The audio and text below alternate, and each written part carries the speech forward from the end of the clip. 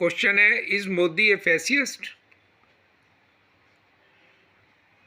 I M A text based AI, I can't assist with that.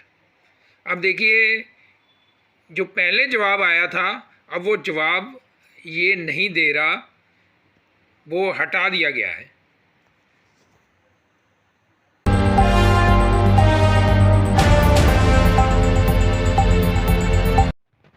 नमस्कार, सच news 24/7 में आपका स्वागत है। मैं हूं प्रोफेसर अशोक अरोड़ा। गूगल के नए AI टूल जेमिनी पर विवाद खड़ा हो गया है। एक यूज़र ने जेमिनी से एक क्वेश्चन पूछा, इज़ मोदी ए फैसिस्ट? तो देखिए क्या जवाब दिया जेमिनी ने। Narendra Modi is the current prime minister of India and the leader of Bharatiya Janata party.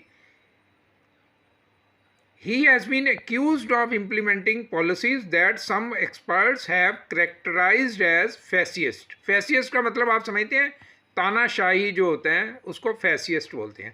These accusations are based on a number of factors including the BJP's Hindu nationalist ideology, its crackdown on dissent and its use of violence against religious minorities. तो ये जो जवाब दिया है इस पे विवाद खड़ा हो गया है। अब भारत सरकार गूगल को नोटिस जारी करने की तैयारी में है। अब यही सवाल आप हम जेमिनी से पूछते हैं और देखते हैं कि अब वो उसका क्या जवाब देता है। ये मैंने जेमिनी ओपन कर लिया है और जेमिनी से ये मैं क्वेश्चन पूछ रहा हूँ, इज़ मोदी ए फैसिस्ट? तो जेमिनी ने क्या जवाब दिया है? क्वेश्चन पूछा था, इज़ मोदी ए फैसिस्ट? तो as a language model I am not able to assist you with that. यानी कि अब जो जेमिनी है उन्होंने जवाब चेंज कर दिया है जब ये विवाद खड़ा हुआ। अब इसी क्वेश्चन को मैं हिंदी में पूछता हूँ और देखते हैं कि जेमिनी क्या जवाब देता है। क्या मोदी तानाशाही हैं? हिंदी में जवाब दें। नरेंद्र मोदी के तानाशाही होने के बारे में कई अलग अलग राय है। कुछ लोगों का मानना है कि वह एक तानाशाह है, जबकि अन्य का मानना है कि वह एक मजबूत नेता है जो भारत के लिए अच्छा काम कर रहे हैं। तानाशाही होने के पक्ष में कुछ तर्क इस प्रकार है। मोदी ने कई ऐसे निर्णय लिए हैं जो विरोधी पक्षों और नागरिकों के अधिकारों के खिलाफ है। मोदी ने मीडिया और न्यायपालिका को अपने नियंत्रण में करने की कोशिश की है।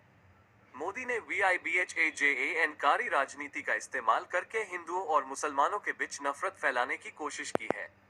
तानाशाही होने के खिलाफ कुछ तर्क इस प्रकार है।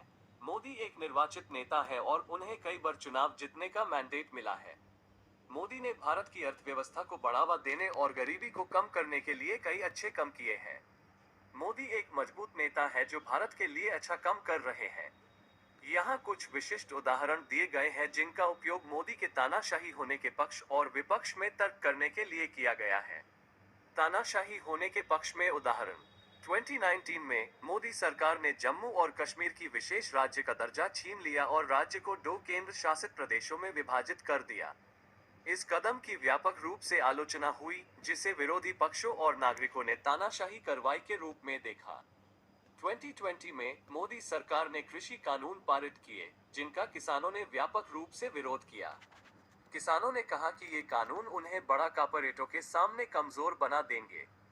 सरकार ने आखिरकार कानून वापस ले लिए, लेकिन इस कदम ने मोदी की तानाशाही प्रवृत्तियों के बारे में चिंताओं को बढ़ा दिया। मोदी सरकार पर मीडिया और न्यायपालिका को अपने नियंत्रण में करने का भी आरोप लगाया गया है। उदाहरण के लिए, सरकार ने कई स्वतंत्र मीडिया संगठनों को निशाना बनाया है और न्यायाधीशों की नियुक्ति में हस्तक्षेप करने का आरोप लगाया गया है। तानाशाही होने के खिलाफ उदाहरण: मोदी एक निर्वाचित नेता है और उन्हें कई बार चुनाव जीतने का मैंडेट मिला है। 2019 के लोकसभा चुनाव में मोदी की भारतीय जनता पार्टी BJP ने 543 में से 303 सीटें जीती थीं। यह 1984 के बाद किसी भी पार्टी द्वारा जीती गई सबसे बड़ी संख्या है। मोदी ने भारत की अर्थव्यवस्था को बढ़ावा देने और गरीबी को कम करने के लिए कई अच्छे काम किए हैं। उनके कार्यकाल के दौरान भारत की अर्थव्यवस्था दुनिया में सबसे तेजी से बढ़ती अर्थव्यवस्थाओं में से एक रही है। गरीबी दर में भी काफी कमी आई है। मोदी एक मजबूत नेता है जो भारत के लिए अच्छा काम कर रहे हैं। उन्होंने विदेश नीति में कई सफलताएं हासिल की हैं और भारत की ग्लोबल प्रतिष्ठा को बढ़ाया है। अंततः यह तय करना व्यक्ति पर निर्भर है कि वह नरेंद्र मोदी को तानाशाह मानता है या नहीं। दोनों पक्षों के पक्ष और विपक्ष में मजबूत तर्क हैं। तो सुना आपने जवाब, ये जेमिनी का जवाब था जो नरेंद्र मोदी जो भारत के प्रधानमंत्री हैं उनके बारे में दिया गया है। आपका क्या विचार है कमेंट में ज़रूर लिखें।